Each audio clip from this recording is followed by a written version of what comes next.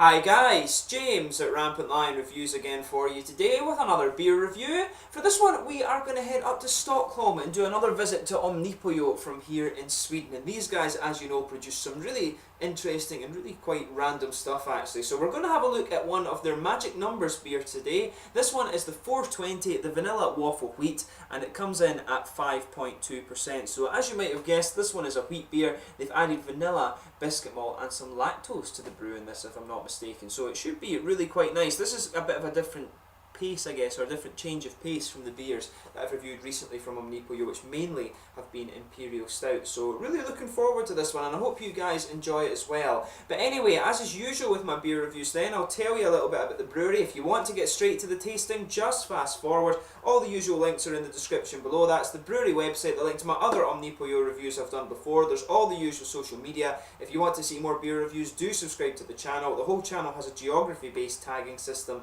so you can go into the homepage and search for beer based on country, city or state, whatever you're interested in. Do check out the playlist of the different Swedish beers that I've done as well. And as always, please do get in touch and let me know some of the other beers and breweries you guys would like to see me review. Always interesting to hear from you guys, and your support of the channel is hugely appreciated. So anyway, to tell you a little bit about Omnipollo then. So Omnipollo was founded back in 2011 by Henrik Fenty, who was a long-time home brewer, and Carl Grandin, who's a clothing designer. And the two met one day and they basically decided to start a brewery together because they were talking about kind of how insular the beer scene in Sweden was, and abroad actually. So they decided they wanted to kind of reinvigorate it, both in the kind of gastronomic sense and also in the kind of stylistic sense as well. So they thought that this kind of unusual partnership between a home brewer and a designer was actually quite logical, and of course it has worked for them very well.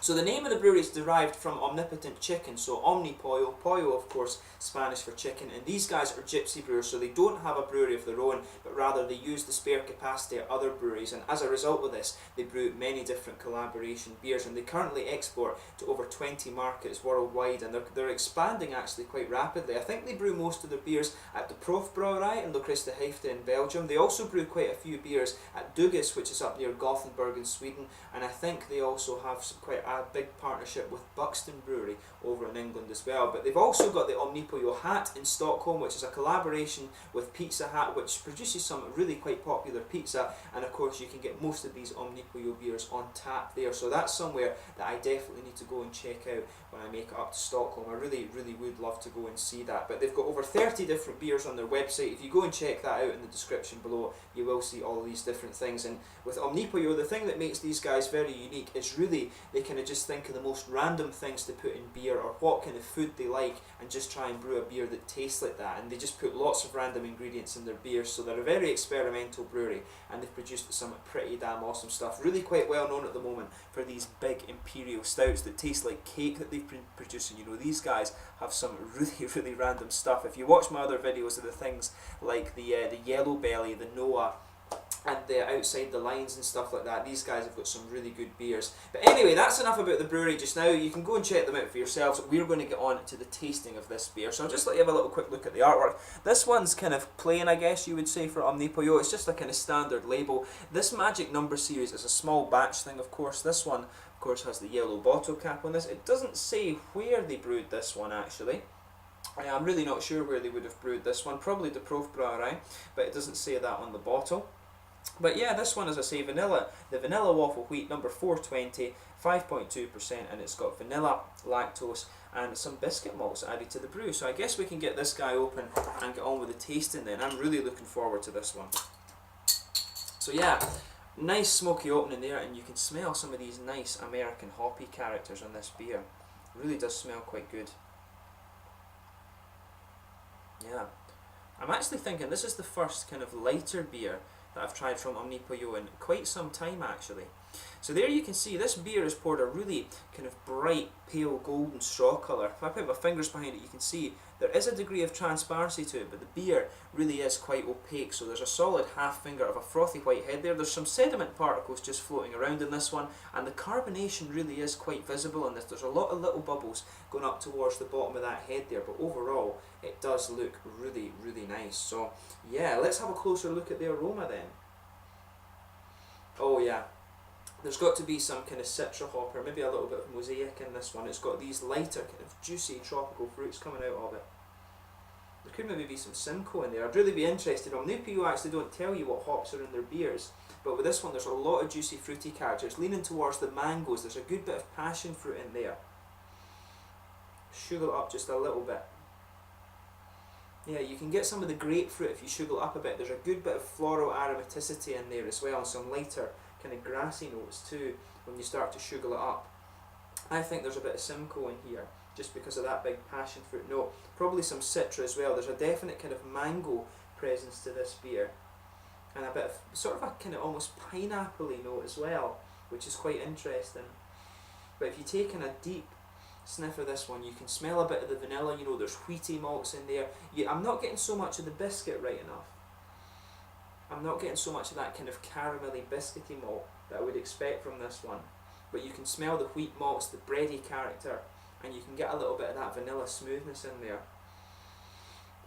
Yeah, definitely not so much of a biscuity character from this one, as far as I can figure, but it's really nice how when you sugar it up you get a bit more of that floral aromaticity. You can pick up just a little bit of an almost grapefruity character in there as well, but it's a lovely smelling beer this. The Omnipollo beers always have a really good depth to the aroma, so whenever you try any of these Omnipollo beers, make sure you have a go at the aroma before you get stuck in. But we're going to try this beer now. So this is the Magic Numbers 420, the Vanilla Waffle Wheat from Omnipollo in Stockholm here in Sweden. Skål!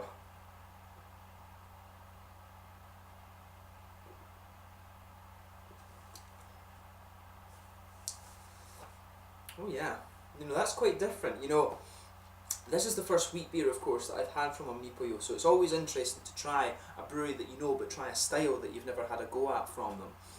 And this has got quite a different feel to it.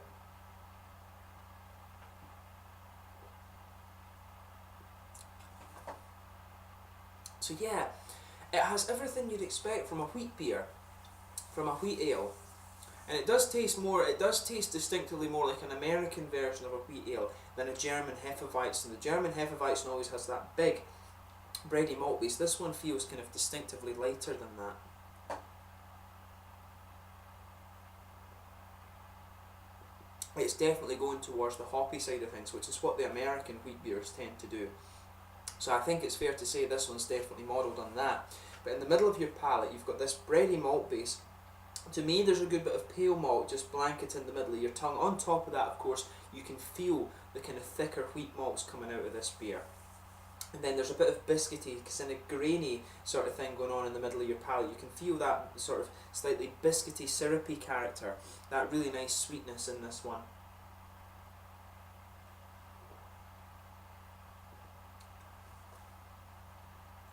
You can pick up a wee tiny bit of the lactose as well, but the vanilla, for me, the vanilla starts to come out a bit later in the flavour. As you move into the aftertaste, you can feel these vanilla characters just coming out of this beer a bit later on. It really is quite nice.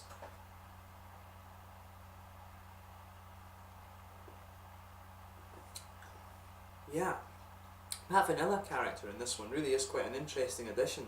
It really just makes you think a bit differently about this kind of wheat beer style, but this one really is a kind of hoppy American style wheat beer. Definitely fair to say that. So of course on the hoppy side of things, in the back corners of the palate, I'm getting a teeny little bit of a very slightly earthy character. It's almost like that German noble hop earthiness in it, so I do wonder if they've maybe put like pearl or something like that in this beer. But as you come further forward, it gets a bit darker, more floral and aromatic. There's not really a pine resiny note to this beer, I don't think. Definitely more of a dark floral aromaticity. As you go round the front curve of the tongue, it's a nice kind of slightly lighter grassy element to the flavour there.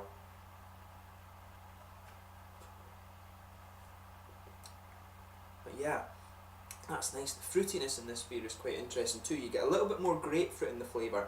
So if you just go behind that front curve of the tongue there, you get this nice oily bubble, and that's where all these fruity esters are going to come out of the beer. So you've got a nice grapefruity flavour just kind of underpinning it. There's a little bit of mango or kind of passion fruit in there. I think it's a mango sort of, a mango passion fruit kind of thing in this one. As you kind of progress further with that, you start to get a little bit more of these lighter kind of tropical fruits that come out of the likes of the citra hop and the mosaic and things like that. It is a very kind of light, nice, juicy tropical fruit that comes out of this one. There's a good bit of citrus just underpinning this beer as well. You've got a bit of that sharpness in there as well.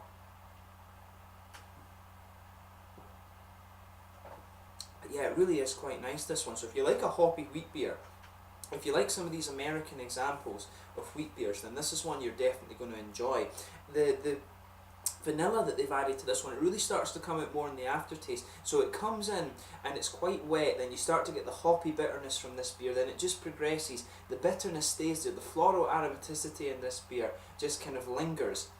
Then as you move more into the aftertaste, the malt base starts to come out a little bit more, and that's where you're getting the biscuit malt and also the a little bit of that vanilla there. You can just taste that little bit of vanilla sweetness right in the middle of your palate. But overall, you know, it's a really, really nice beer. I certainly wouldn't hesitate to drink this again. I'd love to try it on tap with just a little bit of a thicker mouthfeel and see how it comes out in that regard. But yeah, you know, if you like vanilla wheat beers, well, if you like vanilla wheat beers, if you like American style wheat beers and you like vanilla flavour, then this could be a really interesting combination for you. And I do like that, actually, how these guys do this sort of thing. It'd be interesting to try some of these beers along with a waffle and vanilla and just see how it pairs, actually, and kind of compare the taste. It would be interesting with that. This one, I would say, it really does have more of that big sort of American wheat beer style to it. So this one is more like a beer than some of the other things you're going to get from Omnipollo, actually. The stout beers, of course, they just taste like big, almost cakey syrups and things, but this one is more like a beer from Omnipollo, actually. So it's really interesting in that regard. But yeah, it's lovely. So in terms of the mouthfeel of this one, I'd say this is mid-bodied. It's got quite a wet mouthfeel to this one, actually, but it's got a smoothness to it in the malt base as well. There's not really a kind of creamy or thicker thing going on with this one, but there's a big hoppy bitterness. You know, the malt base is very smooth, and you've got a little bit of juicy, fruity character in there as well. But overall, it's a really nice beer. I certainly wouldn't hesitate to drink this again. Omnipollo, of course, produce some really great things, so they're definitely worth checking out if you get the chance. This one, as I say, is more like one of the kind of straight up beers that you're going to find from Omnipollo, because a lot of their things, really, they've got a lot of different kind of random ingredients in them, and they do come across as not being...